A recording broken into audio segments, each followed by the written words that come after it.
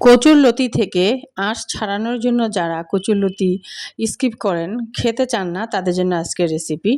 মাত্র ৫ মিনিটই এক আঁটি থেকে কচুরলতি ছাড়ানোর সুন্দর একটি পদ্ধতি এবং সিস্টেম আপনাদের সাথে শেয়ার করব।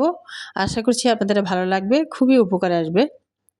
সুপ্রিয় দর্শক, আসসালামু আলাইকুম। এএস ব্লগ ইন কিচেন থেকে আজকে কচুরলতি থেকে কিভাবে আঁশ ছাড়ানো যায় সেরকম একটি সুন্দর টিপস ও ভিডিও আজকে আপনাদের সাথে শেয়ার করছি। আর সেই সাথে কি দিয়ে রান্না করব, মাত্র 3টি চিংড়ি মাছ দিয়ে পরিবারের সবার জন্য কিভাবে আমি সুস্বাদু করে কচুরলতি রান্না করেছি সেটা আজকে আপনাদের সাথে শেয়ার করছি। দেখতেই পাচ্ছেন এখানে আমি মাত্র 3টা চিংড়ি মাছ নিয়েছি, সেটাকে আর ছাড়িয়ে নিয়ে খোসা ছাড়িয়ে নিয়ে ছোটো ছোটো করে কেটে নিয়েছি। তো এরকম 3টি বড় চিংড়ি মাছ যদি আপনার ঘরে থাকে, আপনি 3টি চিংড়ি মাছ দিয়ে পরিবারের সবার জন্য সুস্বাদু করে একটি রেসিপি কিন্তু করে ফেলতে পারেন। আর এই যে আমাদের কাঙ্ক্ষিত কচুরলতি কিন্তু চলে আসছে আমাদের হাতে।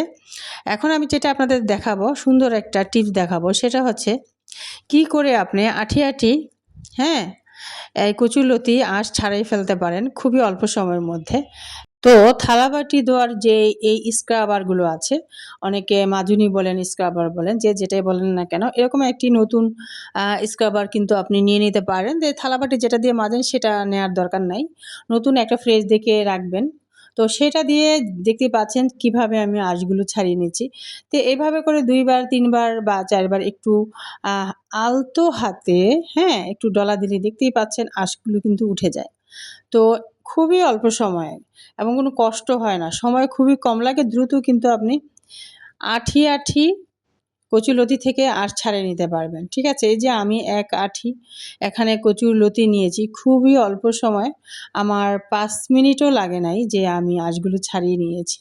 তো এইভাবে করেই কিন্তু আমি সবগুলো কচুরলতি থেকে আঁশ ছাড়িয়ে নিব। আরও একটা আপনাদের সাথে শেয়ার করে নিচ্ছি আপনাদের বোঝার সুবিধার জন্য। তো দেখতেই পাচ্ছেন আমি কিভাবে আঁশগুলো ছাড়িয়ে নিচ্ছি। এরকম করে ডলা দিলেই কিন্তু কচুরলতি থেকে আঁশগুলো উঠে যাচ্ছে স্ক্রাবের মাধ্যমে। অনেকগুলো আঁশ কিন্তু এই দেখতেই পাচ্ছেন স্ক্রাবটা পুরো ভরে গেছে আঁশে। ঠিক আছে, তো এরকম করে কিন্তু আপনি খুব দ্রুতভাবে খুব অল্প সময়ে কোনো কষ্ট ছাড়াই কিন্তু আপনি আঁটি আঁটি কচুরলতি থেকে আঁশ ছাড়িয়ে নিতে পারবেন। তো আজকের টিপসটা কেমন হলো? আর আজকের টিপস হচ্ছে দ্বিতীয় টিপস। তো আজকে দ্বিতীয় টিপসে আমি কি রেখেছি, কি বলেছি অবশ্যই কমেন্টস করে জানাবেন। আর তাদের নাম এবং চ্যানেলের নাম অবশ্যই আমি পরবর্তী রেসিপিতে ভিডিওতে প্রকাশ করব। তো দেখতেই পাচ্ছেন কত সহজ অল্প সময়ে কিন্তু আমি এর মধ্যে পরিষ্কার করে ধুয়ে নিয়েছি কচুরলতিগুলোকে। এখন আমি মূল রান্নার রেসিপিতে চলে আসছি। তো একটি ফ্রাই প্যানে বসিয়ে সামান্য কিছু তেল দিয়ে আগে থেকে ছোটো ছোটো করে কেটে নিয়েছি বড় 2টা চিংড়ি মাছ, শেয়ার করেছিলাম আপনাদের সাথে, সেগুলোকে এখন তেলের মধ্যে ছেড়ে দিলাম। তো ছেড়ে দিয়ে সামান্য একটু লবণ দিয়ে দিলাম। তো দিয়ে এখন আমি এই চিংড়ি মাছগুলোকে একেবারে ভালো করে একটু নেড়েচেড়ে নিয়ে রান্না করে নিব সুন্দরভাবে। একেবারে ফ্রাই করব না, কিছুক্ষণ এভাবে একটু নেড়ে নিব, মানে রান্না করে নিব আর কি চিংড়ি মাছগুলো। তো এখানে আরেকটা কথা আপনাদের সাথে শেয়ার করে নিই, আপনারা চাইলেই ছোটো চিংড়ি মাছ দিয়েও কিন্তু এই কচুরলতিগুলো সুন্দর করে রান্না করতে পারেন। তবে এখানে আপনাদের জন্য সুন্দর ভাবে একটা টিপস রাখি, সেটা হচ্ছে যে অনেক সময় হয় না, বড় চিংড়ি মাছগুলো আমাদের থাকে কিন্তু কম থাকে, হাতের কাছে 2-1টা থাকলো বা 3টা থাকলো। তো থাকলে অথবা অনেকগুলোই থাকলো, সেটা কোনো ব্যাপার না। ব্যাপার যেটা হচ্ছে আমি রান্না করে যে ফলটা পেয়েছি, মানে আমার যে উপকারটা আসছে সেটা আপনাদের সাথে শেয়ার করছি আর কি। তো বড় চিংড়ি মাছ দিয়ে যদি আপনি রান্না করেন, তার টেস্ট কিন্তু অবশ্যই অন্য লেভেলের, খেতে কিন্তু সেই রকম স্বাদ লাগে। ঠিক আছে, যার কারণে আপনাদের সাথে এটা শেয়ার করছি। তো এরকম বড় চিংড়ি মাছ থাকলে ছোটো ছোটো করে কেটে অথবা ম্যাশ করে দিবেন, রান্নাটা কিন্তু অসাধারণ হয় খেতে। যাই হোক, এখানে আমি পরে পেঁয়াজ কুচি দিয়ে দিলাম, 1/2 কাপ নেড়ে চেড়ে নিলাম কিছুক্ষণ। এরপরে বেসিক মশলাগুলো দিয়ে দিব। আদা রসুন পেস্ট আমি দিয়ে দিলাম উঁচু করে 1 চা চামচ। এরপরে দিয়ে দিচ্ছি হচ্ছে এখানে হলুদের গুঁড়া, ধনিয়ার গুঁড়া, লবণ, আরও কিছু স্বাদ মতন। তো দিয়ে এখন আমি মশলাগুলোকে চিংড়ি মাছের সাথেই কষিয়ে নেব কিছুক্ষণ এইভাবে।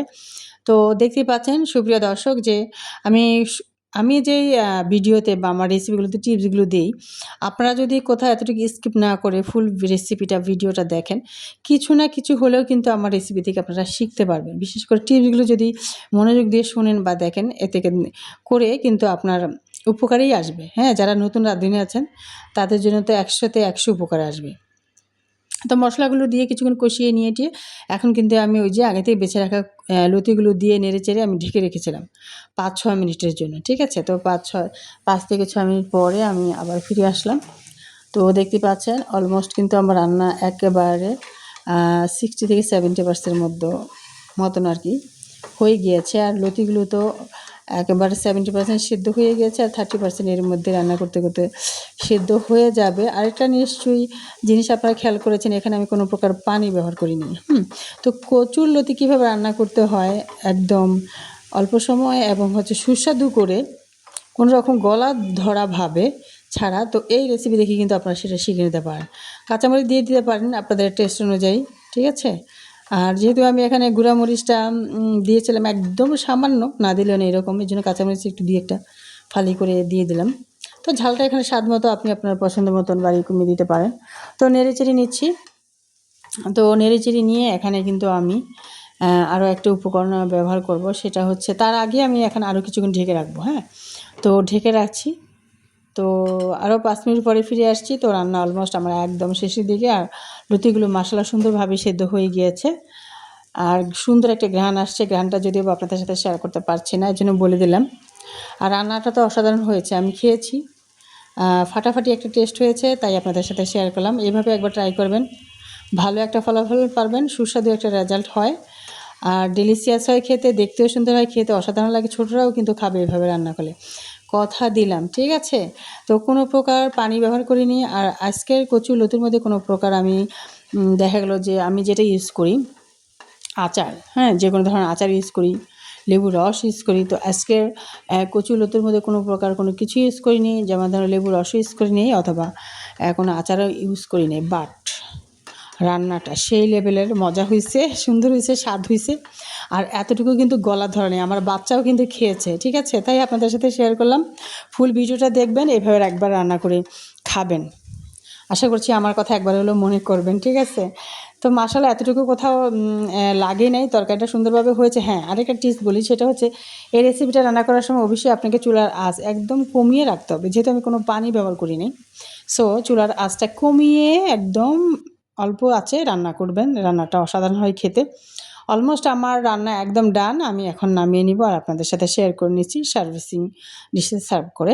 সুপ্রিয় দর্শক, যারা আজকের রেসিপি নতুন দেখছেন, চাইলেই কিন্তু আপনি সাবস্ক্রাইব করে অল বাটনে ক্লিক করে আমার চ্যানেলের সাথে থেকে যেতে পারেন, এরকম টিপসও, নতুন নতুন রান্নার ভিডিও, রেসিপি সবার আগে নোটিফিকেশান পাওয়ার জন্য। ঠিক আছে? চাইলে আপনি আপনার সুযোগ সুবিধা মতন দেখে নিতে পারেন, ভালো যদি লেগে যায়। আর ওই যে সাবস্ক্রাইব পাশে থাকা অল বাটন একটা অপশন আছে, সেটাতে যদি আপনি ক্লিক দিয়ে রাখেন, তাহলে সব ধরনের যখনই আমি কোনো ভিডিও রেসিপি আপলোড করি আপনার কাছে পৌঁছে যাবে, আপনি চাইলে দেখে নিতে পারবেন। সুপ্রিয় দর্শক, আজকের মতো আমি এখানেই বিদায় নিচ্ছি। ভালো থাকবেন, পরবর্তী রেসিপিতে ইনশাআল্লাহ আপনাদের সাথে কথা হবে। ততক্ষণ পর্যন্ত সবাই ভালো থাকবেন, সুস্থ থাকবেন। আল্লাহ হাফেজ।